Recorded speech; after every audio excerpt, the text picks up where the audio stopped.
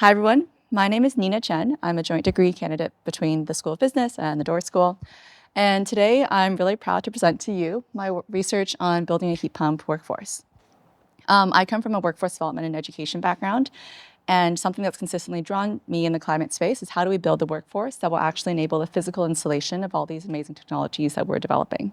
So I'll start off with a quick introduction of the team. It's not just me.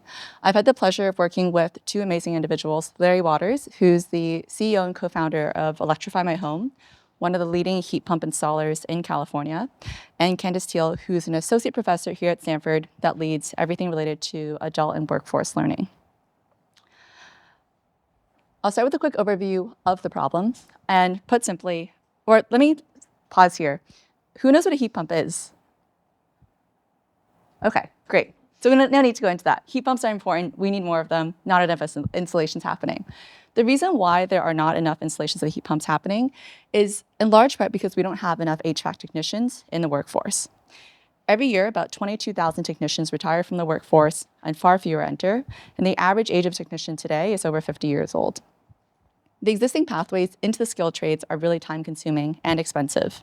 And even for those technicians who are in the workforce today, installing a heat pump, it's much more difficult than installing or replacing your traditional gas furnace. Traditional gas furnaces, when they break down, take about 2 or 3 hours to take out and replace, whereas a heat pump takes about 2 to 3 days to install correctly. There's been very little innovation so far in the ecosystem on the training component of things. There's been a lot of software developed to enable productivity and sales, but not much yet has been done on the training front. And existing learning solutions that are out there don't fully address the problem. If you're someone who's a novice HVAC technician trying to get into the trade, or you're in the trade and you're trying to upskill yourself, there's a huge trade-off that you face between expensive and high quality or affordable and really YouTube videos. So here's an example of how I actually saw this play out. As part of my research, I drove about 2 hours out to Modesto to attend a heat pump installation training. I was not the only person who had to do this. Any contractor who wanted to learn how to install a heat pump had to go drive out to this sort of training. For them, an hour spent on the road is an hour not spent installing equipment. And so you can see why these in-person training solutions, which are the norm in the industry today, are extremely difficult in terms of kind of distributing knowledge more broadly. On the other end of the spectrum, you've got an amazingly active Reddit HVAC forum, and a lot of YouTube videos that people can access to kind of DIY and learn on their own.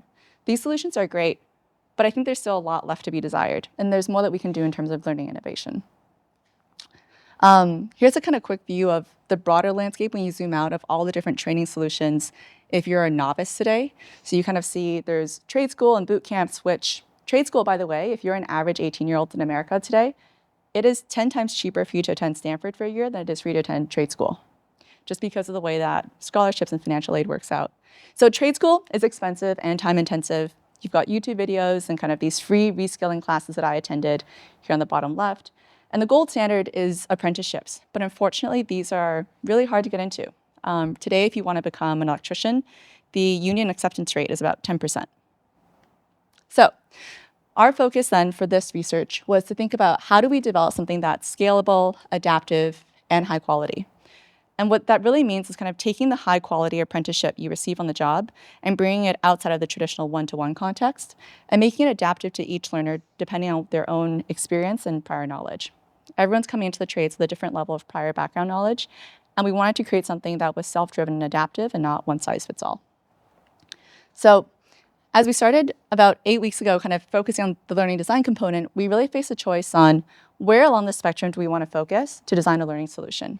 And after a lot of interviews with HVAC business owners, with a lot of kind of founders in the industry today, we decided to focus on entry-level HVAC trainees.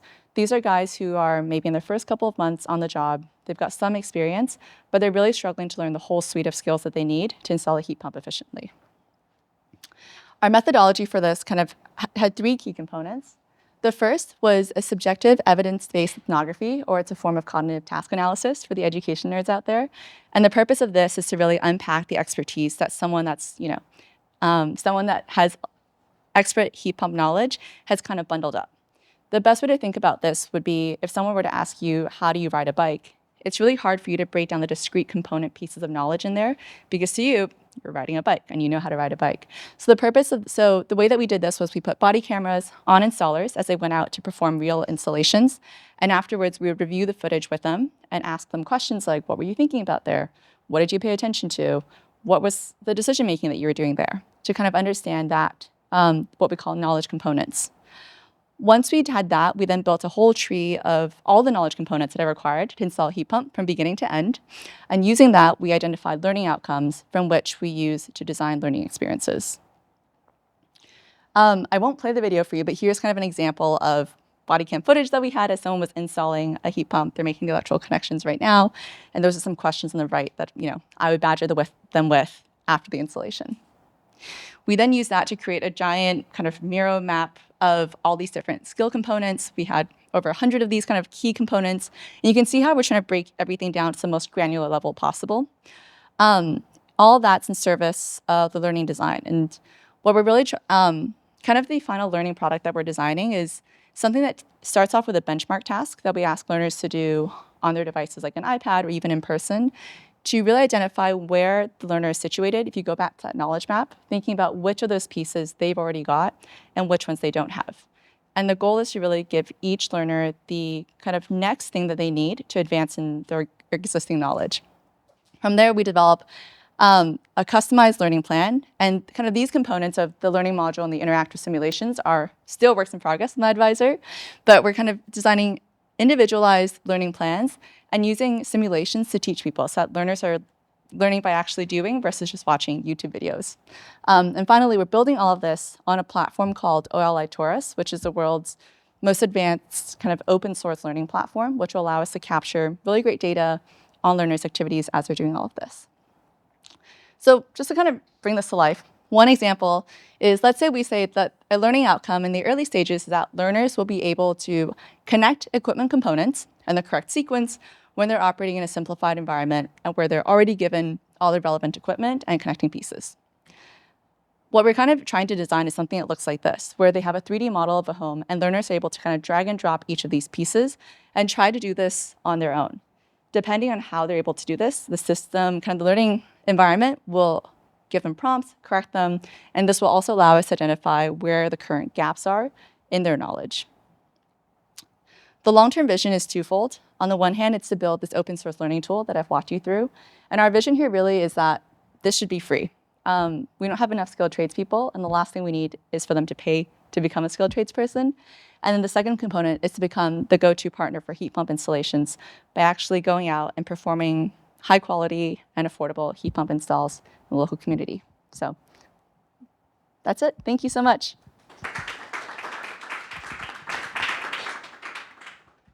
Thanks so much, Nina. That was so interesting. I'm wondering if you could share a bit about the experience of finding folks who are willing to participate in this. And I'm curious how, especially like asking someone to wear a body camera is a really that's a big ask. So I'm curious who your partners were in this and how you got folks to participate. Yeah, that's a really good question. Oh, thank you. Great question. I think in a lot of ways that was the hardest part. It actually started off with that training I drove out to that was 2 hours away in Modesto. The same kind of contractors that were involved in that sort of training, I went to them afterwards and I said, look, I think what you're doing is amazing. I'm doing some research on this. There's a bunch of things we're trying to test. Would you be willing to kind of partner up on some of this? And it was really I think it was this idea of a shared vision that we had to kind of spread this heat pump gospel in the contractor community that got them excited about it. And then for them, some of the HVAC business owners that we did this with, Electrify My Home, they were actually really excited to see how their installers actually did this out on the job, because they were kind of we think we know what they're doing out in the field, but we don't really know. And so for the business owners, they were actually kind of really excited to see what was really happening when they were there. Do you mind going one slide back? Mm-hmm. So on the right, the heat pump service, do you charge them then? And then what is the business model there?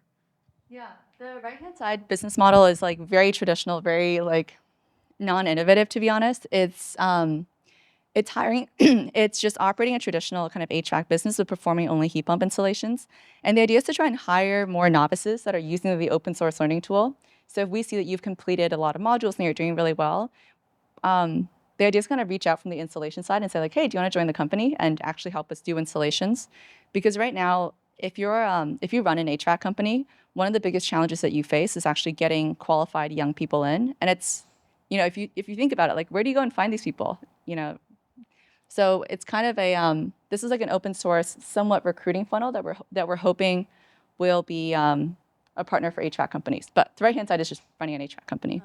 So following up on that, what's the plan for getting your tool into the hands of like who are you aiming at? Is it like I guess it sounds like some technicians who are already in the space, but are there other folks that you think might like not have considered this at all, and now with this they are what's the implementation plan?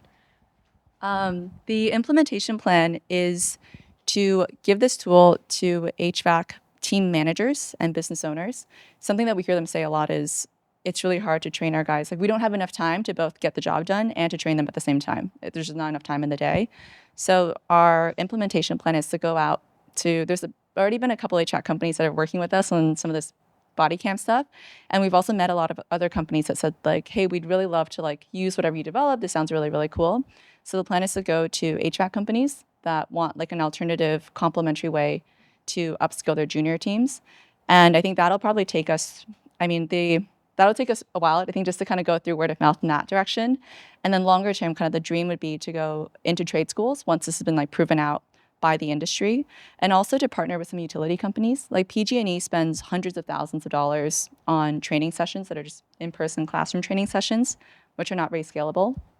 So once it's been proven out with dozens of HVAC contractors, the plan would be to go to utility companies and trade schools. Hi, thank you. I like your presentation. I was just curious, when you're saying trade schools, are you referring to community colleges or what are you? Okay. There's community colleges and also private two-year colleges that specialize in some of this vocational training. And if you talk to the Stanford HVAC team, for example, they'll tell you that there's a few kind of private two-year colleges around the U.S. that are really well known for kind of HVAC expertise.